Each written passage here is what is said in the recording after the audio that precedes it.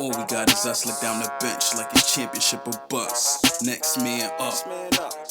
All we got is us look down the bench like it's championship or bust. Next man up.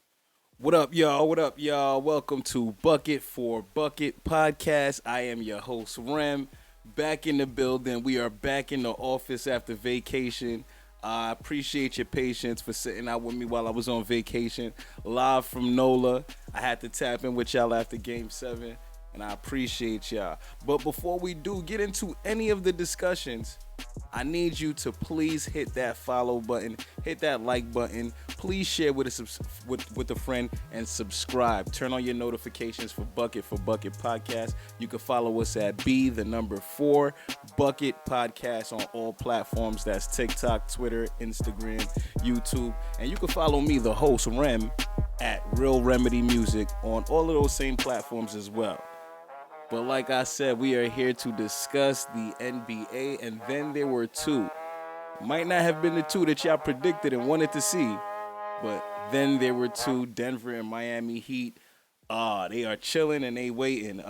Denver was chilling and waiting for Miami, but Miami got busy. Real quick, I just want to recap for you in case you live under a rock and did not know that the Boston Celtics forced a Game 7 and then they gave it up to Miami after doing all of that, putting on all of those shenanigans, knowing damn well they wasn't going to win. Right now, teams that force a Game 7 after being 0-3 are 0-151 now as of last weekend. And yeah, what more can I say? Jimmy got the MVP of the Eastern Conference Finals championship, but there's a lot of questions that were surfacing whether Caleb Martin or Jimmy Butler should have gotten the Conference Finals MVP. Guys, Caleb Martin played amazing. We needed him. They needed him in order to win and advance to the NBA Finals, especially after Bam Adebayo, like half ball player, not so amazing. I don't know what he's been doing, but they gonna need him like really bad against Jokic. But Caleb Martin stepped up big. But however, I still wouldn't go as crazy to go ahead and give him the Conference Finals MVP because we all know where all of that stemmed from. We all know who got them there. We all know the type of drive and everything that Jimmy did to do that. And plus, his numbers were better. Caleb Martin's wasn't too far behind, but Jimmy Butler's was better. He was the driving catalyst. The voting for the Finals MVP was actually pretty close. I think Jimmy only won by one vote, and I'm pretty sure he don't even give a damn. He really is more concerned with winning an NBA championship, clearly, because he's a man of his word, and he's 10 toes down right now, guys. He's 10 toes down. Sorry, it's been a couple days. It's been a while since I'm in studio, so. Just bear with me. Bear with me now. We out here for bucket. We going bucket for bucket. All right. So let's talk some more about it. But yo, the Heat, definitely shocking. The second team in NBA history, second 8th seed in NBA history to come being the 8th seed and make it to the NBA Finals. The first was my New York Knicks in 1999, a lockout season, but we're going to discuss that a little bit later in the show. But yeah, it's dope to see that they put together that performance and did everything. As you know, early in that game, Game 7 against the Celtics, Jason Tatum tweaked his ankle, and it looked like he was a shell of himself for the rest of the game, hobbling and nursing the left ankle. Jaylen Brown, don't know what happened to him. The rest of the team don't know what happened to those guys, but Jaylen Brown with the 8 turnovers. The Celtics really looked besides themselves, and it caused Draymond Green to get on his podcast and say, "We are who we thought they were," and that was pretty much flops, like they choke artists and everything like that. But I don't want to discuss the series too much because there's a lot of stuff to uncover between where do these teams go next. But we have to I obviously dive into the Heat and discuss more. But before we do so, I want to talk about the Celtics' future. Do you believe that Joe Mazzulla should retain his job? He is signed for another 4 years after they extended him before he even did any playoff run or anything like that. But do y'all think the Celtics should keep Joe Mazzulla. Right now, it don't look like the fans are too happy with Joe Mazzulla. And to be honest with you, he got out coached. He got out everything, and he got out coached and outdueled by Jimmy Butler. And this was a matchup of experience. Despite the Celtics being one of the top teams in the NBA, I really think coaching and heart boiled down to this mostly. And if you look at the sidelines, the best coach comes from Miami. If you look at who has the most heart, it's coming from Jimmy Butler. So that's who came out and won this series. But real quick, let's talk about the Celtics' future, because the Celtics' future have a lot in their hands. We do know what we're saying with the coach, but also it was reported that they're about to lose 3 additional assistant coaches to Ime Udoka's staff in Houston. That's one. And then now we have to speak about Jaylen Brown's max contract. Jaylen Brown's deal can potentially be a supermax, a 5-year supermax for around $290 million. A lot of people are on the fritz. Some people saying he deserves it. Some people saying he don't. JB, get your bag. God bless you, black man. I hope you get an extreme bag. I hope it's more than $290.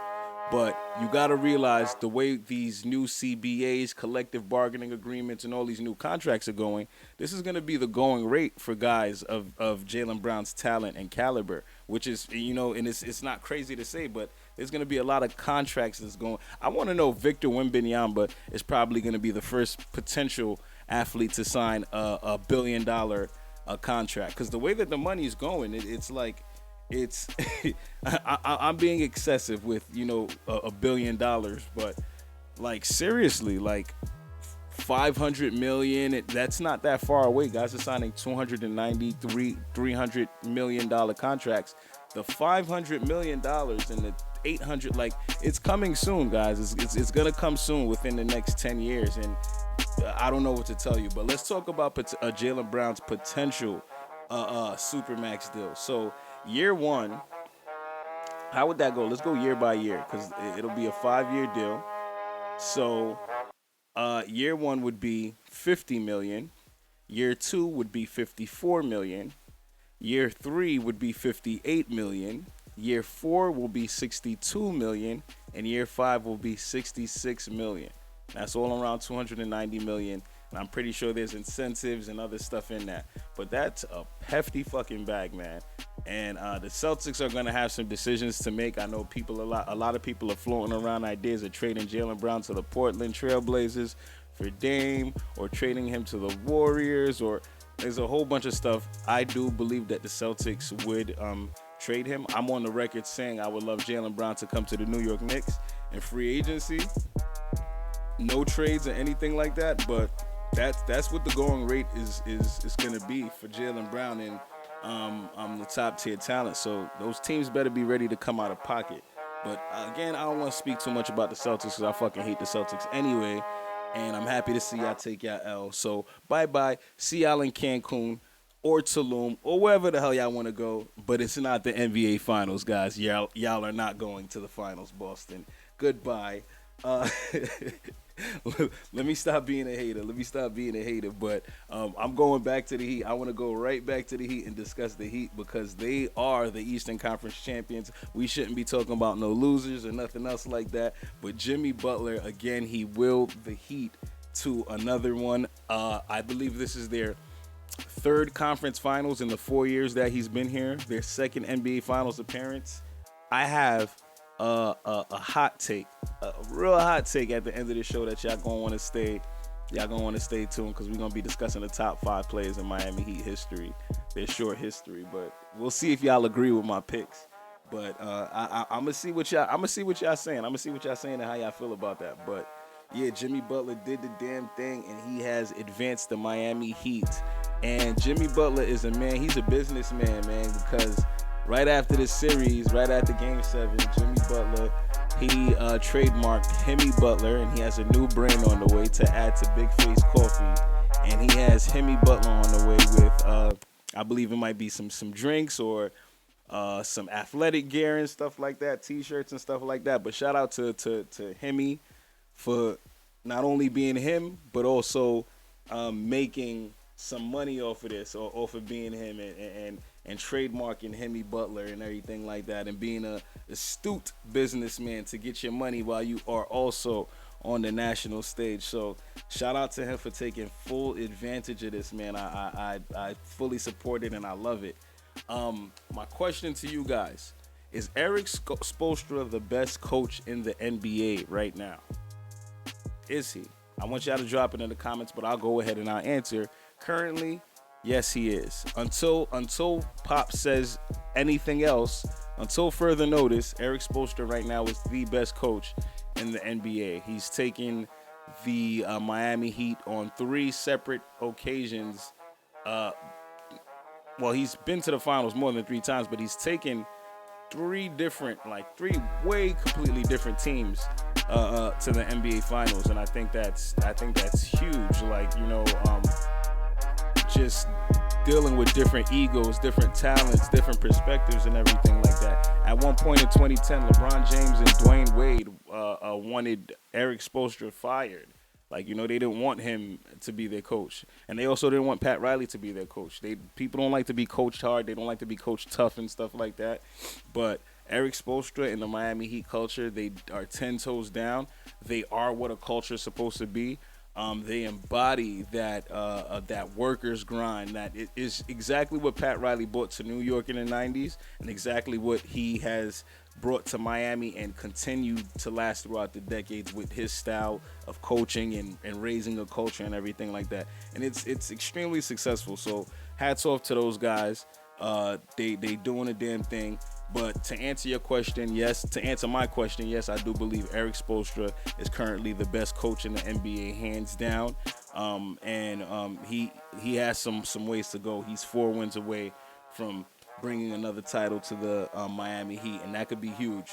But we do know what the big deal is. The big deal is Thursday night at 8:30 p.m. on ABC, the NBA Finals, Game 1, the Heat versus the Denver Nuggets. Obviously, the Denver Nuggets have home court advantage. It's an argument that the Denver Nuggets have had the easiest road to the playoffs. The easiest road to the playoffs. Yes, I said it. They haven't played any seed higher than, I think, a 4th seed, maybe, possibly.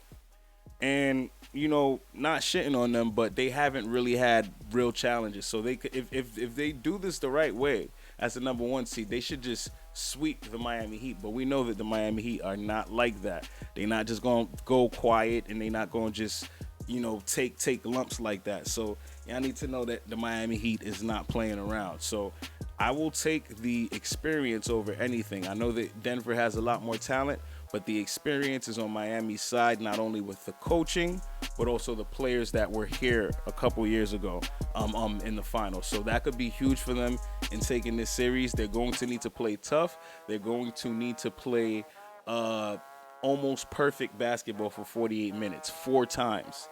So that's what we're going to need from the Miami Heat. I'm not making any predictions because I don't know. This is going to be crazy.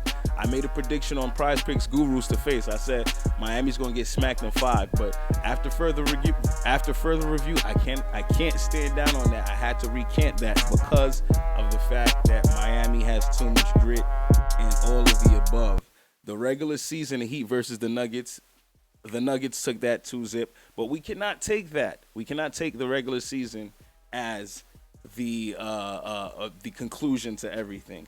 But it's going to be Bam versus Jokic. It's going to be Jimmy versus Murray. Jimmy's probably going to be defended by Aaron Gordon for most of the series and some KCP here and there, and Bruce Brown. But the bulk of that will go to Aaron Gordon. As far as Jimmy Butler and Murray, I do believe Jimmy Butler will see Jamal Murray from time to time, but Gabe Martin, Gabe Vincent, Caleb Martin, those are the guys that are going to have to be slowing down Jamal Murray. Bam Adebayo, you are in a hell of you in a world of trouble, my boy. Nikola Jokic is averaging historic numbers this playoffs. He has a 10-2 record against you, and he has bust your ass all your career. You've won twice against Jokic, but he's owned you your whole career. You're going to have to play perfect, phenomenal basketball in order to beat these guys, Bam Adebayo. But let's go over Jokic, his playoff numbers by round. First round, Jokic averaged 26.2 points per game, 12.4 rebounds, and 9 assists a game. He was a definite double-double, but was flirting with a triple-double. In the second round, he averaged 34.5 points, 13.2 rebounds, and 10.3 assists. And then in that conference finals, he averaged 27.8 points per game, 14.5 rebounds, and 11.8 assists. He's went up on rebounds every round, and he's went up on assists every round. So we'll see where those assists go. They might go up to 12, 13 against the Miami Heat, but we'll see exactly how that goes. But tell me what y'all think those numbers are going to be like. Tell me who y'all think is going to get Finals MVP, and what's your thoughts on this series overall? I think a lot of people are shitting on the Denver Nuggets and Heat. I think it'll be a good series. I think it'll be one of the a highly watched series, especially with Jokic coming from Serbia and all of those people out there representing. I think it's going to be a nice thing for the international game, game as well, and it's definitely huge.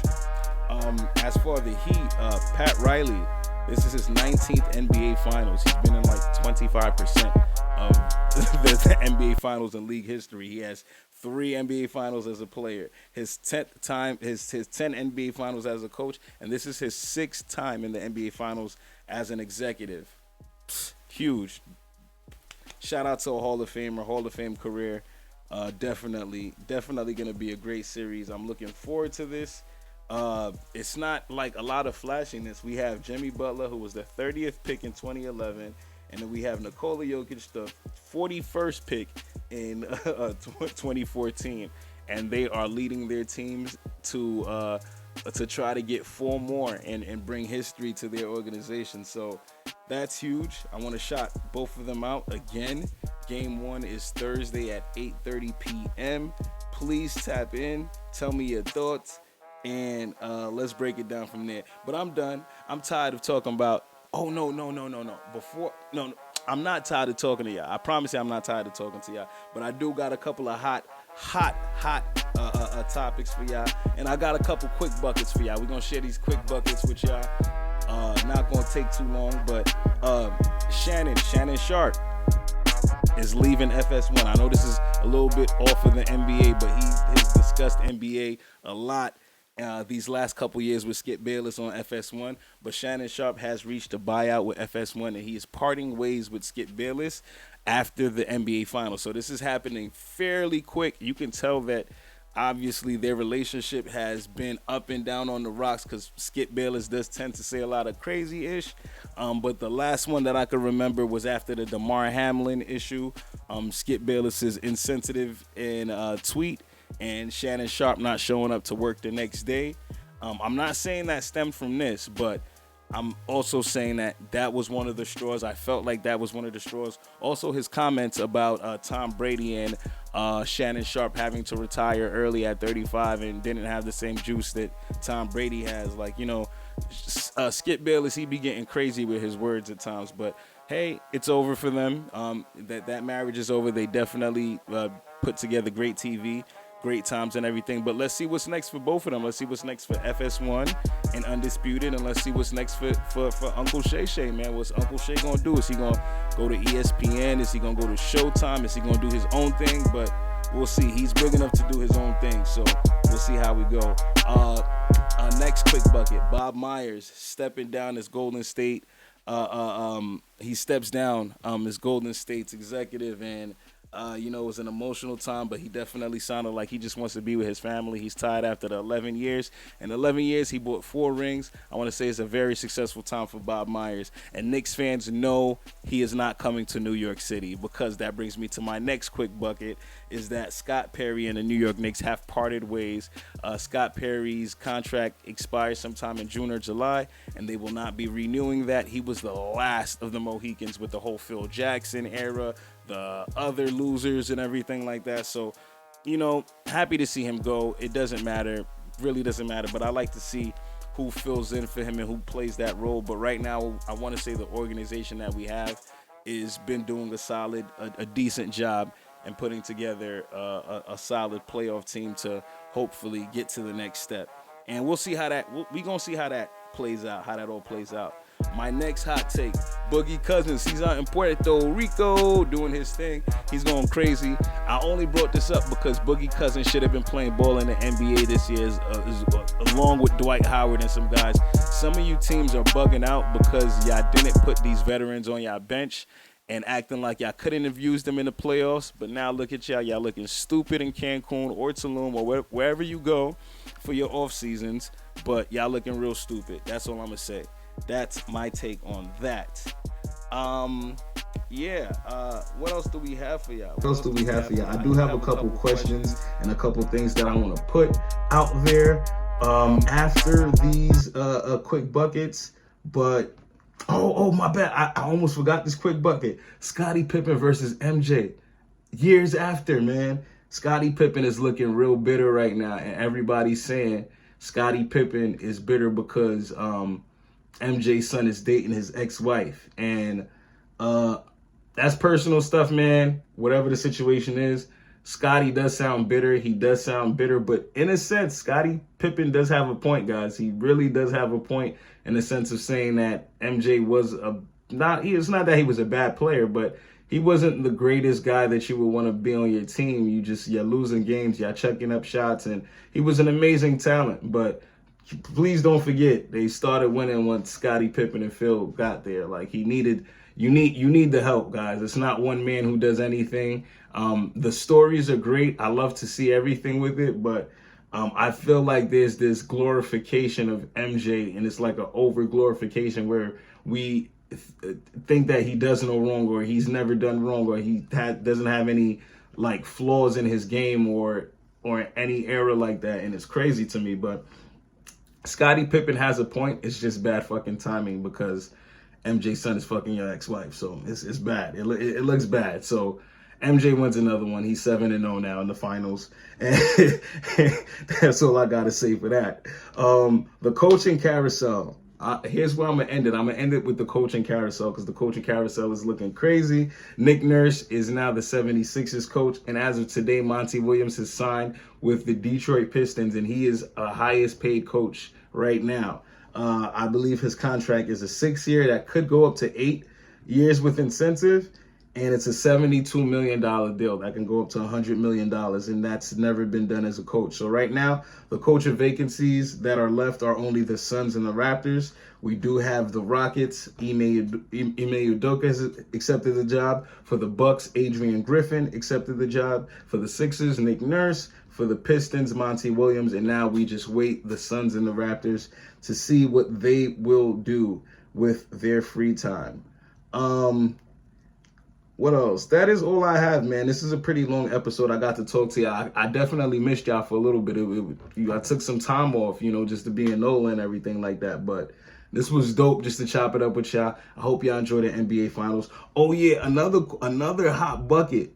Jimmy Butler eliminating the Celtics. Game 7 was the second time that he eliminated Joe Mazzulla in a big game. He did the same thing in college in the Final Four where he eliminated Joe Mazzulla's team. I forgot the team that they played for, to be honest, but Jimmy Butler played for Marquette, and he was guarding up on Joe Mazzulla a lot. So I like to see how the history of everything, and Jimmy Butler is kind of like tied to everyone in this in this playoffs. I forget who they played. They lose to the Hawks the first round. Then he advances to beat the Chicago Bulls that obviously drafted him.